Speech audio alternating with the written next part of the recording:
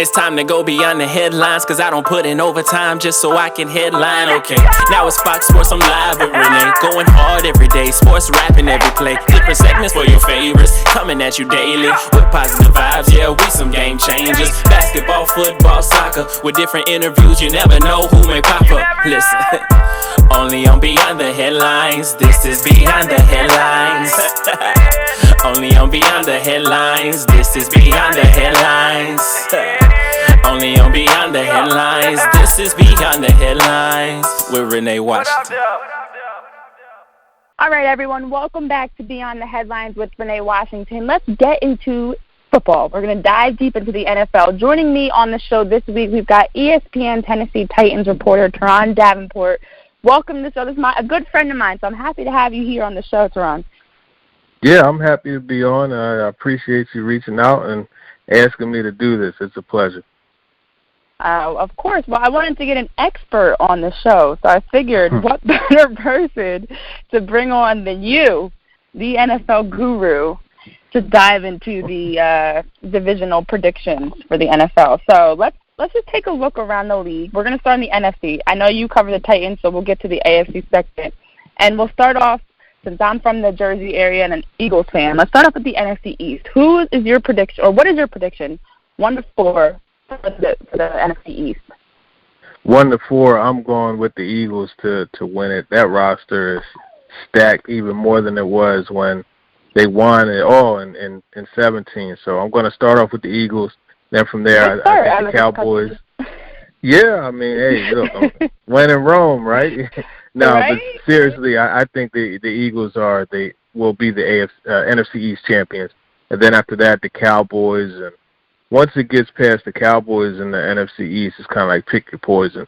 So I'll go with the Redskins and then the Giants. I think the Giants are going to finish at the bottom of the division. Yeah, I agree with you on that one. Not even just being biased as an Eagles fan, but I do think, this season, if all goes well, they stay healthy, it could be, their division win. Now, if you do have any players to watch, I mean, of course there are the big name players for the Eagles, for instance, the Carson Wentz, bringing Deshaun Jackson back. But any players to watch that you feel like someone might be sleeping on right now that you think is going to have a breakout season, whether it's a rookie, someone coming back from an injury, feel free to add those in too. But looking at the NFC North, the Bears, Vikings, Packers, and Lions. What's your prediction? Yeah, I think the Packers are going to win that division. Then after, because Aaron Rodgers is back, and it's just whenever he's playing, the Packers are always going to be the favorites in that division. So I'm going to go with the Packers, and then it's close. It's really close, but I'm going to side with the Vikings, and then the Bears, and then the Lions bring it up from the rear. Okay, interesting. Definitely can't count Aaron Rodgers out, so I agree with you on that. Don't know about the Bears. Who knows what they'll have this season, how they'll look. Getting into the NFC South, we've got the Saints, who we know last time we saw them on the field, they had that controversial no call. We've got the Atlanta Falcons, the Carolina Panthers, and the Buccaneers. So what do you got? Yeah, I think the Saints win that division. The Saints are probably the best team in football, in my opinion, just as far as how complete they are. So Saints, and then after that, it's, I think that's a tough one to go. It's just like Packers, Vikings, Bears. I'll say Saints. You could pick either the Panthers or Falcons. I want to go with the Panthers. I like Cam Newton's game, so I'll go Saints, Panthers, Falcons, and then the Bucs bringing it up. And that's the way I look at it. That division, though, with the quarterbacks is really good. So it's a fun division to watch. Yeah, that's exactly it. I mean, you look at Drew Brees and Cam Newton. I mean, one of the biggest factors, of course, are, your quarterback and if they're going to be healthy, which we don't know as of July, but if they're going to be able to stay healthy all season. So that could be the difference for the Falcons and Panthers. Yeah. Last but not least in the NFC with the Rams, Seahawks, 49ers, and Cardinals. And again, the Rams had that sleeper of a Super Bowl loss to the Patriots, which was not great football, though some people thought it was great defensive football. I didn't. I thought it was one of the more or less exciting, I'll put it that way, politically correct answer, Super Bowls to watch. But Who do you think comes out of this division? Yeah, I think the Rams will win the division, but after that, the Seahawks, 49ers, and Cardinals. But I say don't sleep on the Cardinals. They actually have my breakout player for that division, and that's easily Kyler Murray, in my opinion. So I think when you look what he brings to the table, just his playmaking ability, he's someone that can really make a lot of use out of a guy like a David Johnson. And you look at all the weapons they've added, and Keyshawn Johnson and Hakeem Butler. I think they're in really good shape. So Kyler Murray is my breakout in the NFC West. If you want breakout guys for the other divisions, I could give you that too. Eagles tight end Dallas Goedert, in my opinion, I think he's going to have a breakout season. He and Zach Ertz working at 12 personnel, they're going to be outstanding. And they call it what do they call it? Tiger package. That's what Doug Peterson calls it, Tiger package, which is a 2 tight end set. So I think they're going to really utilize that, and it's going to give Goddard a chance to shine. For the NFC North, without a doubt. He's a matchup problem, too. And speaking of matchup problems, you have Tariq Cohen, who's now thrust into the lead back role. I know they drafted David Montgomery, but Cohen is a premier playmaker, and you're going to see him really blossom and break out. And then lastly, for the NFC South, DJ Moore. Keep an eye on him. I mentioned Cam Newton is a guy that I like watching to play. Well, DJ Moore is going to be the guy that he throws to a lot. And yes, they have Christian McCaffrey, but Moore is an outstanding yards after the catch receiver. Look for him to catch a lot of short passes and take that the distance. So those are my 4 guys, breakout-wise, for the NFC. Yeah, DJ Moore, Philly guy. Yes, sir. Yep, and Motep. Right. Yep. Yeah. All right, so let's get over into the AFC. All right, we'll start off with the AFC East with our reigning champions, the Patriots, the Dolphins, the Bills, and the New York Jets. Maybe the new look Jets this year. Yeah, new look Jets for sure, but I think it's still all things remain the same, right? It's death taxes and the Patriots winning the AFC East, so I don't see that changing. I think after the Patriots, you could go any way you want. I'll go Patriots, Jets, Bills, Dolphins.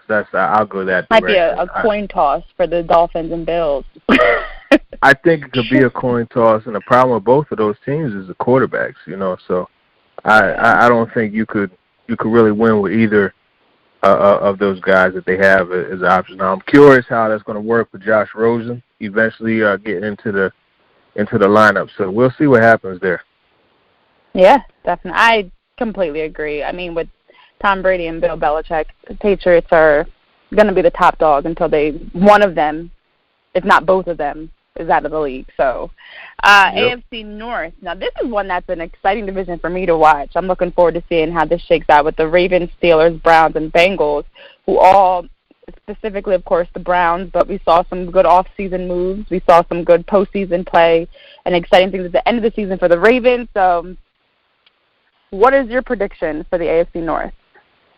Well, I tell you, the Browns preseason, off-season, whatever you want to call it, they're getting all the hype, right? The Browns, Baker Mayfield's the MVP. Wrap it up, it's a done deal. I don't necessarily agree with that. So, for me, I think it's going to be the Ravens and then the Browns. Or actually, Ravens and then the Browns and then the Steelers. And you have, bringing it up from the rear, will be the Bengals, and that's the Bengals. That's what they do. Especially now, you got a new system in there, so we'll see what happens. But I just think the Ravens, even though they lost some of the defensive pieces that they lost, I think they're still in really good shape. They're redoing the offense, and that's why actually in that division, Lamar Jackson is my breakout player for the AFC North. And I think when you look at his ability as a passer, it is very underrated. And I think Greg Roman is a guy that has done things in the past with Tyrod Taylor, with Colin Kaepernick.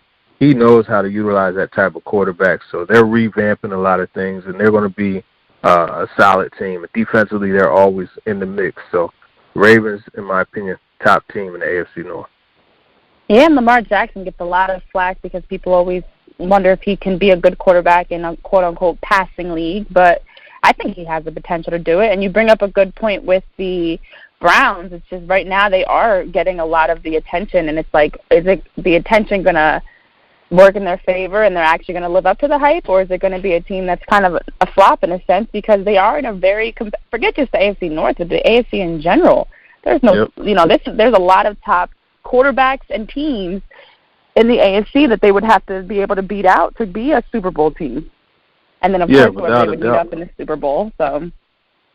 Yeah, without a doubt. And I think I just want to see how the Browns respond to I think they're going to lose to the Titans in the season opener. And I want to just see how they respond to that. I really want to see just when that bit of adversity, things not going perfectly, I want to see how that team responds because there are a lot of personalities and a lot of temperamental ones too. So we'll see how that whole thing works out. I wish them the best though. Oh yeah. So before we get into the AFC South, why do you think the Titans are going to beat the Browns in the season opener?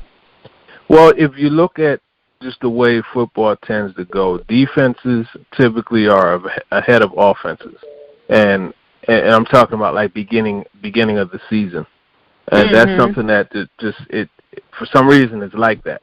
And this is a defense that is actually underrated because they were top 3 as far as scoring defense is concerned.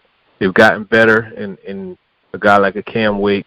They've added pieces, and just another year in that scheme is going to be good for all of the guys, Rashaan Evans, Jayon Brown. I mean, I could talk about the Titans extensively, but I'll just say this. They're going to be very tough defensively, and then they can run the football. So they have that type of formula that really allows you to have what I call a pack-and-play team. If you run the ball with authority and you play really good defense, you could go on the road and win. And all it's going to take, in my opinion, against the Browns is going to be stifle that offense on the first drive and then come back and just stuff the ball down their throat with the running game and short passing game, just a long drive, and I think that's going to deflate the Browns.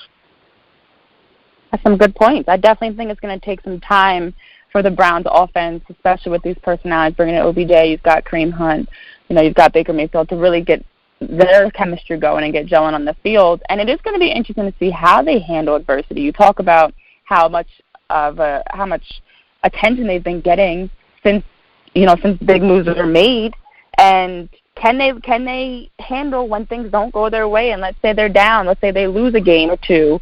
How are they going to bounce back from that when they're already being predicted to be the top offense in the league, the top team, Super Bowl team? The bar has been set high for what people are predicting for them this season. So that'll be interesting to watch, but I do hope that it's exciting. That's all I want to see is exciting football and lots of competitive games down to the wire. So let's get into the Titans. Your team, and the Jacksonville Jaguars, the Colts, and the Texans in the AFC South. What do you think happens this season? Yeah, I think the Colts win the division. After the Colts, I mean, you could – this division is so close because obviously having Nick Foles and D. Filippo in Jacksonville, that's going to help that team because they don't have Bortles there to deflate them the way that he's done in the past. But at the end of the day, I'm going to go with the Colts and then the Titans, the team that I cover, followed up by the Texans, and I think the Jaguars will remain at the bottom of the division. But that's not to say the top team's going to be 13-3 and the bottom team's going to be 3-13. I think it's going to be very close between them all.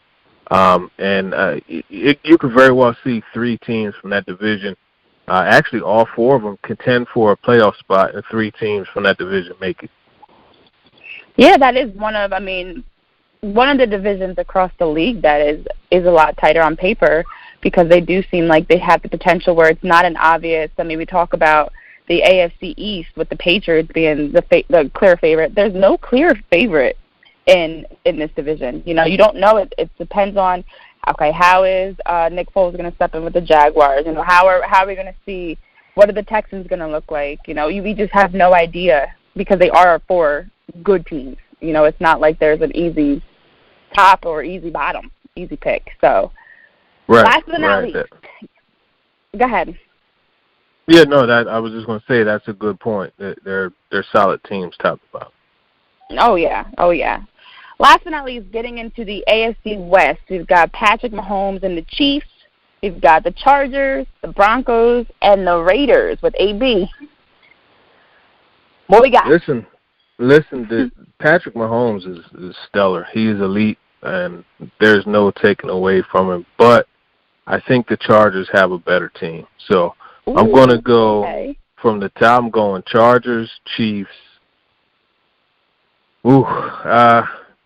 Chargers, Chiefs. I got to go Raiders, Broncos. I think that's the way that division is going to fall out. But the Raiders, they have my breakout player in that division, and that's rookie Josh Jacobs. I think he's going to do some big-time things.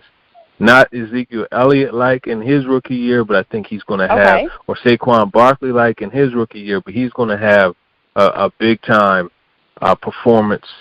And I think he's someone that he can impact the game, catching the ball or running it. He's going to get all the carries. So, and he's built for that. So I think he's the breakout guy in the AFC West. All right. Wow, that's a lot of good names that he was in company with, even if he's not living up to the hype they had in their rookie season. So then, out of these teams, you name the Eagles, Packers, Saints, and Rams in the NFC, the Patriots, Ravens, Colts, Chargers, in the AFC. Who do you think? I mean, of course, we don't know what the playoffs are going to look like, wild cards and things like that. But out of this group, as of July, I love predictions because I love to see how much they compare. When we get to February and the Super Bowl is down in Miami. Who do you have if you could pick today in July for your two favorites to be in the Super Bowl? Coming out of the AFC, I'm going to say the Chargers. And I think it's time for a team to unseat the Patriots. And, of course, this is provided that they get the Melvin Gordon situation taken care of. That's something they have to get done. And, getting back in the fold, Phillip Rivers is getting older. You have to go ahead and give him the best chance possible. So I think the Chargers, with that, just their balance that they have, I think that's the team to come out of the AFC. And NFC, man, it's tough. I really want to say the Eagles, and I could really say the Eagles, but I think it's going to be the Saints' year. I think the Saints are coming out, and I got the Chargers beating the Saints. Wow. Okay. I mean, again, this is if everything goes, looking on paper with the rosters, players stay healthy with a long season. I could see that actually, and I know there are a lot of people like myself that would be happy to see another team besides the Patriots. At that point, if it's kind of like the Warriors with the NBA, how I was with them this past season. At that point, I don't care who wins. You just want to see somebody else really fighting for a chance in the Super Bowl to win. So, Chargers, Saints, with a possible Eagles instead. I like that. So, Turron, thank you so much for joining the show, sharing your expertise. As always, you're killing the game down there in Tennessee, covering the Titans. Where can we follow you on social media? Oh, yeah, for sure, at @Davenport_NFL. It's the same on Twitter and IG. And, if you are old enough to still use Facebook, I'm on there too. So, those are the different options, ESPN.com and the Titans page under the NFL tab. Go ahead and subscribe to that. All right. Well, thank you so much. I appreciate you. Make sure you guys give him a follow across social media. And, yes, some of us are still on Facebook, like myself, like you, Turron. But I appreciate you joining us on Beyond the Headlines this week. And we'll see if your predictions, how they hold up once we get to February and we get to the Super Bowl. So yeah, no problem. And it's good to see you continue to do the good things you're doing. And, I'm very proud of you getting your radio show and just doing your thing in the multiple sports. So keep that up. Oh, thanks, Sam. I appreciate you.